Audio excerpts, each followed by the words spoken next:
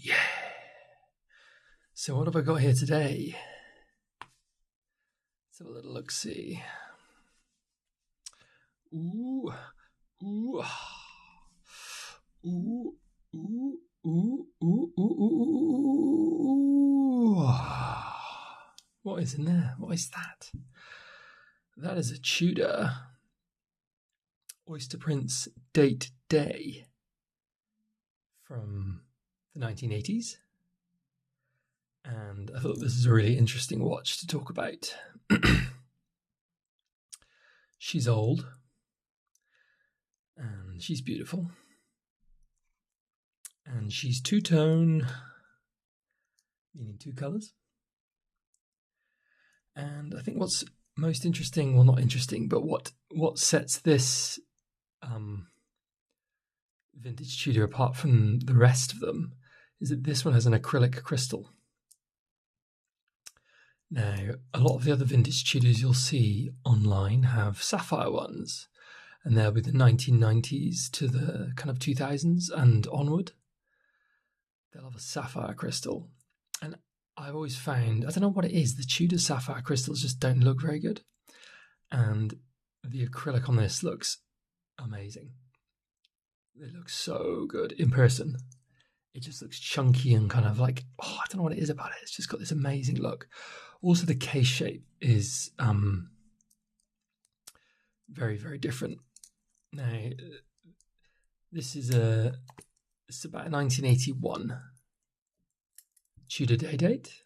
And the reason I know that is because I looked up the serial number. The serial number is in here or in there. If you take out the end links, you can see it, but I won't do that in this video. But you can see it's a bit scratched and beat up.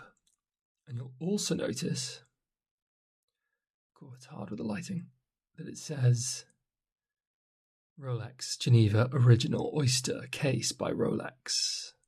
So for those who don't know, this is back in a time where Rolex and Tudor shared parts. They used Rolex parts for Tudor watches. I guess because they had like a surplus of them. You can see on the crown there. Actually, if we zoom in, you can see that on the crown. You've got a Rolex coronet on there.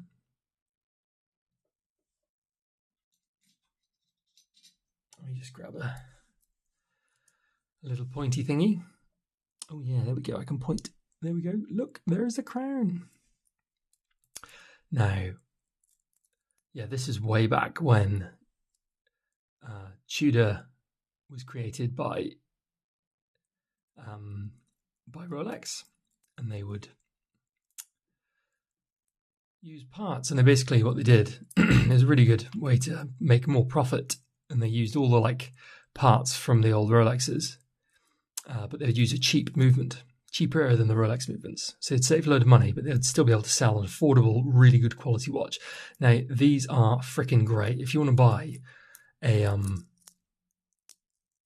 vintage watch and you haven't got a hell of a load of money to spend, you've got a modest kind of budget, this is the watch to get, this sort of watch, and they're so underrated. But this particular one is hard to come by. You can see loads of the sapphire modern ones without the Rolex crown, but this particular one is quite hard to come by. Now, the model is 94613, the Tudor 94613. And I just had a look on Chrono 24. There's about 9 of them on there. And on eBay, there's about 2. So there's not that many. And if you're looking for the more modern Tudors, you'll find dozens and dozens and dozens of them. So it's got this kind of odd flat Jubilee with folded links. And these old Tudors, they don't have removable links. They just have micro adjust. You can see there. They don't actually, you can actually remove the links. So if you've got a teeny tiny wrist, it might not work. And if you've got a big fat wrist, it might not work. But there is plenty of micro adjust on there. Oh, let me get my pointer.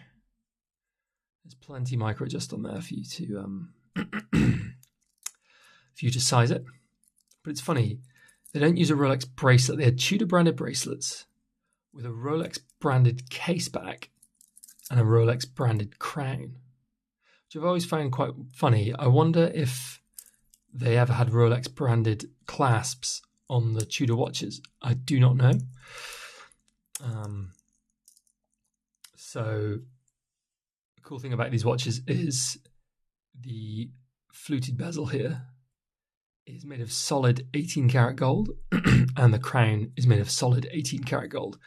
This is just gold plating here. You can see it's really common on these watches for it to rub off.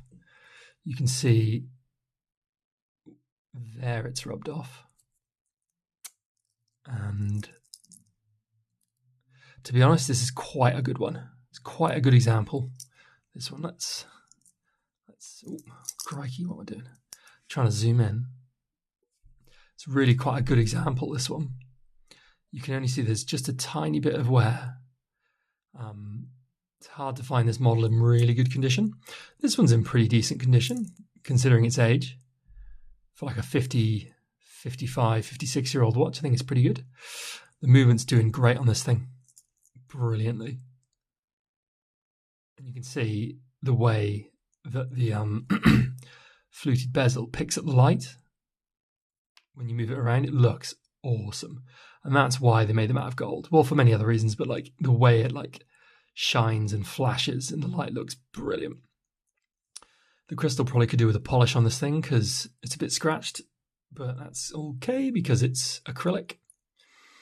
So the day date, how does it work? You've got 2 time setting positions. You pull it out once, that's 1 click, and then you move it. You move it clockwise, and it does the date. Oh, I really need to polish this. Look at that. The Cyclops has a scratch, a kind of mark on it there. And then you move it anti-clockwise, and you do the day.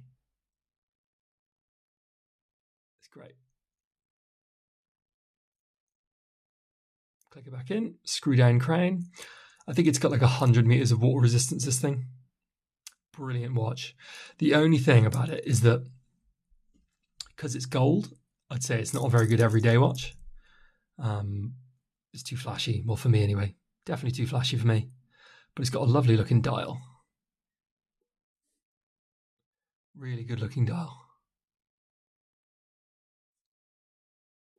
Now, it's quite interesting because for about 1/10 of the price, you could probably buy something like this. This is a Citizen Eagle 7. I've done another video about this on my channel. You can check it out, but I just thought it'd be interesting to compare them. Check out that bezel on the Citizen, and then check out the bezel on, look how shiny that is. How it plays with the light, it looks really cool.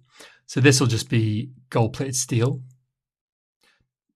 To be honest, because it's gold-plated, it is quite shiny. So not bad performance from that. But it's also a day date, but you'll notice the day is the 3 o'clock position. Both really interesting watches. This one's about 10 times the price of this one, but kind of similar. And it's funny, you know, when you get into watches, you think, God, I'd never buy an expensive watch. Why would I? And when you hold, it's about the way it feels. When you hold a watch like this, you know, you think, oh, okay, that feels right. But then when you put something like this in your hands, you think, wow, this is just so well built. Everything about it just feels amazing.